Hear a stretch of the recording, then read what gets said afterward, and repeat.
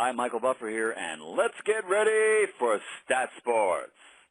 And we are back on Stat Sports and very excited for this today. One of the greatest quarterbacks to ever do it, a Super Bowl champion, a Super Bowl MVP. Look at any passing record all time. There's probably a pretty good chance this guy right here is going to be at the top of that list, number one or number two. The one and only Drew Brees. Welcome to the show. Thanks for coming on. How you doing today? Yeah, I'm doing great. Thanks for having me on.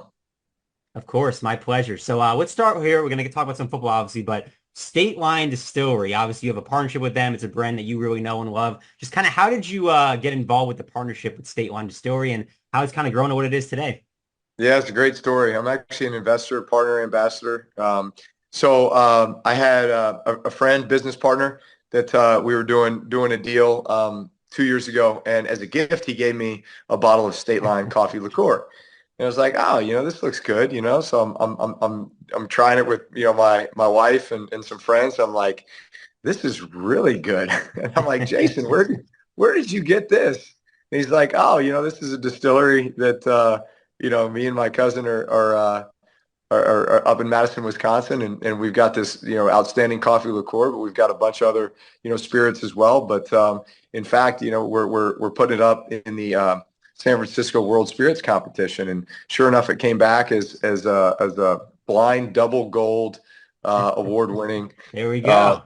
coffee liqueur, right? So meaning that Another trophy for you, right? 32 judges, blind taste test, and this is the best coffee liqueur in the world. And not only once, but here we are a year later, it actually got the exact same gold medal. So it's a double gold, which is incredible. So bottom line is, obviously I was friends with Jason, and he introduced me to it. I loved it, wanted to learn more about it. So got connected with John, the founder, up in Madison, had a chance to tour the facility, unbelievable facility, met a lot of the grain growers and actually the coffee producers. So it's cold brew coffee, Kin coffee right there in Madison. And then cane sugar and the alcohol. And so it's as simple as that, simple ingredients, all natural. I love that it incorporates all of the local growers. And it's as good a product as there is, and it's delicious. And so that's how it all started. It was very authentic that way. Honestly, it was just like, hey, I really like this. I'd like to learn more about it. This is fantastic. How do we get this to the rest of the world? You mentioned it's the best you've ever tasted. What makes it the best you've ever tasted? Because it doesn't taste artificial at all. Most coffee liqueurs have some sort of a sweetener, or something that is more of a preservative, or something that just doesn't taste natural. This tastes very, very natural because truly it's three ingredients, right? It's the Yeah. distilled alcohol, it's cold brew Kin coffee, and it's cane sugar, right? So like it doesn't get more natural than that. And it tastes that way, right? I mean, it tastes like there's been a lot of care and Yeah. It tastes diligence that's real. It gone tastes fresh, into not producing artificial. it. Absolutely. And if you taste it alongside the other ones, like it's not even close. Not even close. Gotcha. That's awesome. So also in terms of like expansion, growth of the company, growth of their coffee liqueur, just how do you envision that going over the next, let's say 5 to 10 years, the growth of the company? Yeah, well, we've aligned ourselves with some great distributors, in some pretty key markets around the country. So, I mean, we're Yeah. being very deliberate about where we go and how we enter these markets, but we've got some great partners, and we've got some pretty fun, exciting rollout plans. So we're going to be getting to all that very, very soon. The draft is the NFL draft is in Green Bay, Wisconsin next year. Yep. So we're going to be doing a big event there. Obviously, Green Bay right down the road from Madison. So feel like it's right in our backyard. So that combined with, a lot of really fun rollout strategies in some pretty Yeah. key markets, in Florida, Texas, California, the Midwest. Pretty exciting times here coming up. That's amazing. Are you usually a cold brew guy? You're like hot, cold coffee? What's your usual preference there? Yeah, well, my normal routine is I'm hot coffee in the morning, right? So I get Got up and I kind of grab my Bible and a cup of it. coffee, and I kind of make my own little bulletproof version of coffee.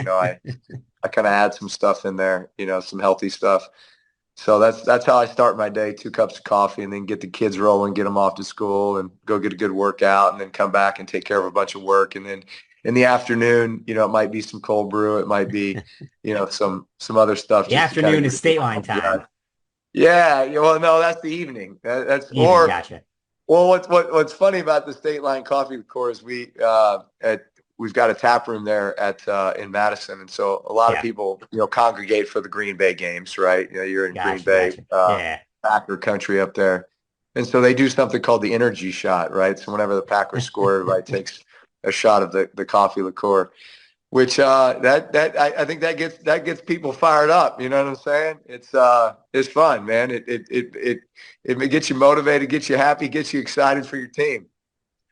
100%. Let's talk a little football here. Obviously, got to talk through some football here. A moment that I think about, right? Let's go all the way back, September 25th, 2006, the first game back for the Saints in the Superdome since Hurricane Katrina. Just kind of describe the emotions of that game, being back there, the blocked punt by Sean. Just take me through that entire night. It really seemed like it was almost like a Hollywood type of event. Oh, it was unbelievable. I mean, that was the symbol of the resurgence of New Orleans, and not only were we going to come back, but we were going to come back stronger than ever, and we were going to do it together. People were having a hard time figuring out how to rebuild their homes, rebuild their lives, but they were finding a way to get inside the Superdome that night and buy season tickets, and support their team. And that's why I think the relationship between the Who Dat Nation, that fan base, and the Saints is unlike any other in all of sports. Um, Here we are, fast forward now to, gee whiz, 18 years later, right? Yeah. And I think the way the Saints have started off this season, I think everybody's pretty stoked about, where they are and kind of where they're headed. It's an exciting brand of offense to watch, this Clint Kubiak offense. Derek Carr's playing lights out. A lot of the guys playing lights out. Defense is as solid as ever. So, I mean, look, it's no more exciting time in all the NFL. I sit and watch all the games with my boys. Like we're at such Yeah. a fun stage with that right now. And I'm sitting there watching, split screen on like 6 games, on Sunday. And Yeah. literally every one of them is a one possession game going Yep. into the last drive. And I'm like, man, this is what makes the NFL so great, is that on any given Sunday, truly, like your team can win. You have to come out and play well every Yep. Sunday if you want a chance to win. And obviously the league's very quarterback driven. And there's a ton of great quarterbacks, right? But man, you watch the offensive systems, you just watch the ebb and flow of how these games transpire, and it's like it is so exciting. When you've got those 6 games on the same screen, who's the quarterback that you enjoy watching the most of the current guys playing right now? Look, there's a lot of guys. I mean, look, I love watching the Shanahan offenses, right? So that's the Niners, that's the Yeah. Dolphins, right? Mike McDaniel, and then that's now the Saints with Clint Kubiak coming from that system. QBs, like, man, there's so many great young QBs. CJ Stroud, Yeah. from his Ohio State Big Ten days, I've been a fan of his. I like his poise and his composure. Joe Burrow, from his time with Yeah. LSU, right? We were in New Orleans during that run, and man, one of the greatest offenses in all of college football, and I think he's carried that over the NFL. Um, like Lamar Jackson is obviously a different style of quarterback than me, Yes. but man, I so much appreciate like what he brings to the position and to the game. 100%. And so, watching offenses like that just utilizes a guy's talents is fun to see. Um, I mean, look, too many to count. Of course, I'm following my old coach, Sean Payton in Denver. I know they're trying to build Yeah. something there. They're in a tough division with Mahomes, and then now with Harbaugh in San Diego Chargers, L.A. Chargers, and Herbert. I like watching those guys. So, I mean, there's no shortage of great offenses, great teams to watch here. No, 100%. Going back to the Saints for a second, obviously, when you dislocated your shoulder, the Saints were the team that took the chance on you, right? They were the team that gave you that opportunity. And just overall, what does the city of New Orleans and that franchise mean to you? Just everything you were able to accomplish there together. No, I mean it's like it was obviously the greatest moments of my career. Yeah. Um, beyond just what we were able to accomplish on the field. I think about how much I grew as a person and as a human, and the things I was able to be a part of in the community, the friendships I made, teammates, coaches. Still very tightly connected with the organization in a lot of ways. Take me back to that moment when you guys won the Super Bowl and you're holding up that Vince Lombardi trophy. You've got your son on you. Just kind of what was going through your mind in that moment when you reached the top of the mountain there? You know, that's the pinnacle of what you hope to accomplish, right? Is just Yeah. to win a Super Bowl. You know, I always dreamed that I would have, you know, a child, a son to be able to share Yeah. that with, you know, and so that's what made that just, you know, so remarkable is obviously you're at the pinnacle of your career Yeah. and career accomplishment, you know, with the Super Bowl win, but then to have, you know, my son there, and it was like time stood still, you know, it was only us, and like that's, I mean, that's kind of what the moment felt like there Yeah. for that little glimpse of time, you know, and the fact it was, you know, it's captured, you know, the way that it was, you know, I can always look back on that moment and just and relive it all over again. Definitely. I think one of the things that makes it so sweet about you winning that Super Bowl is because the era you played in, right? There were so many great quarterbacks during that time. Yourself and Brady and Manning and and all these guys. Yeah. Just overall, just who was the toughest quarterback to go up against during your playing days? I mean, I feel like I played during an era where, I mean, there was a lot of top tier quarterbacks, like Hall of Fame caliber Yeah. quarterbacks, you know, Manning came out in 98. He was Yeah. 98 draft. You know, Tom Brady was the 2000 draft. I was the '01 draft. Michael Vick was the '01 draft. He was first pick in the draft Yeah. that year. But then that '04 draft was Eli, Phillip Yep. Rivers, and Ben Roethlisberger. '05 was Aaron Rodgers, right? So call it like that generation there. You know, so from '98 to 2005 when we all Yep. came in. Um, you know, there was a lot of battles, right, amongst that group, you know, for many years, Yeah. both the AFC, NFC, and then in Super Bowls and otherwise, right? So, trust me, I keep track of all those records of the guys, you know, of those guys.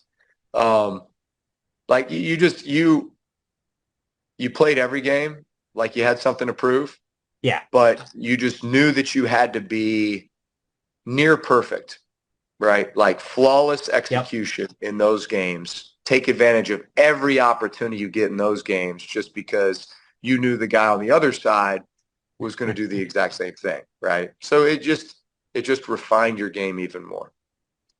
What made going up against Brady such a battle between you and him? Well, yeah, I mean, I had a lot of battles with Brady. Going back to college, for that matter, we played Yeah. against each other in 1999 in the Big House, Purdue at Michigan.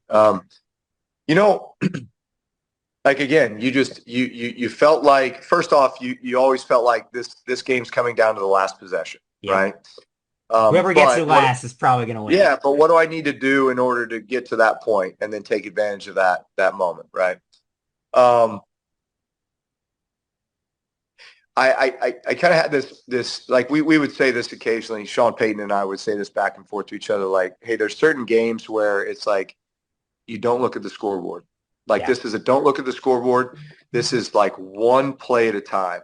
Because regardless of whether you were down or up or it Yeah. didn't really matter because it was coming down to the last possession anyway. So just like focus on just man the moment. Like each and every play one at a time. Don't look at the scoreboard. It doesn't matter. Right. Yeah.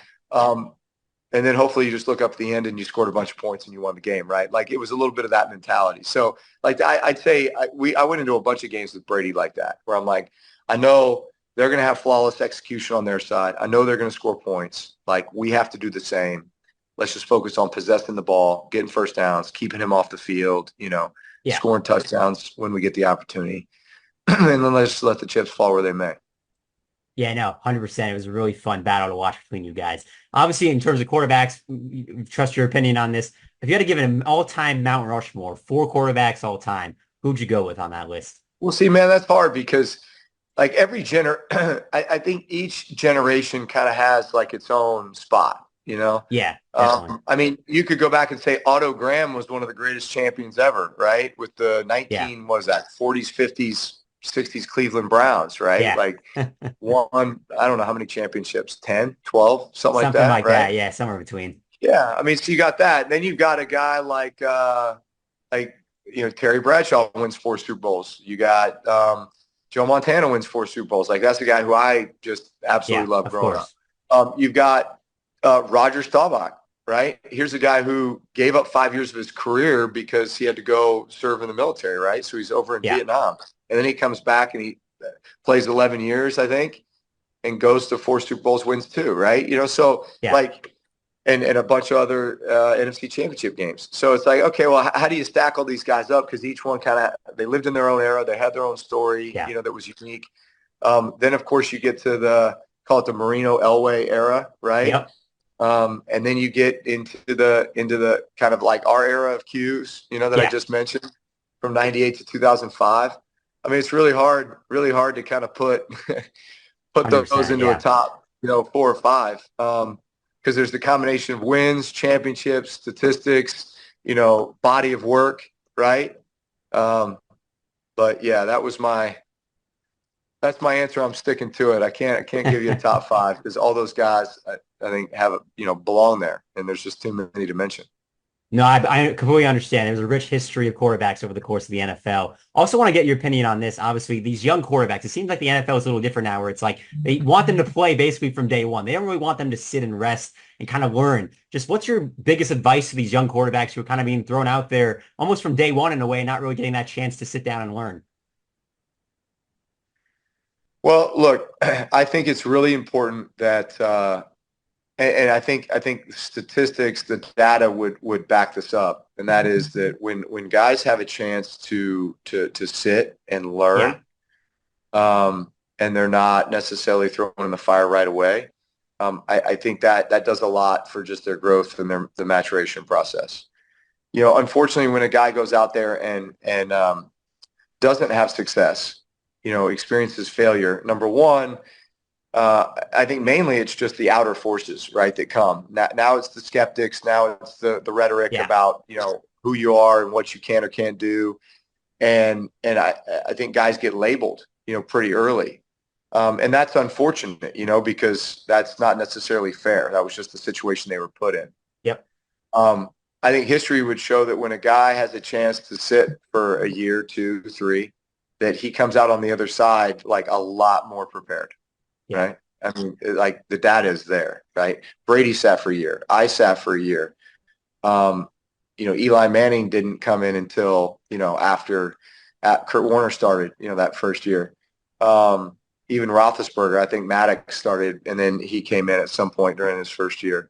Aaron Rodgers sat for 3. yep, Jordan Love sat. A lot of these guys sat. Patrick Mahomes sat behind Alex Smith for a year, right? Like, yeah, so it's okay. It's okay to sit a guy for a year and let him learn, grow, develop, and before he steps in. The other one is just the amount of experience they have when they come in to the job, yeah, right? Did they only start 15 games in college, 20 games, or did they start 40 games, 50 games, right? The more games you start in college, the more high level starts, I think the more prepared you are.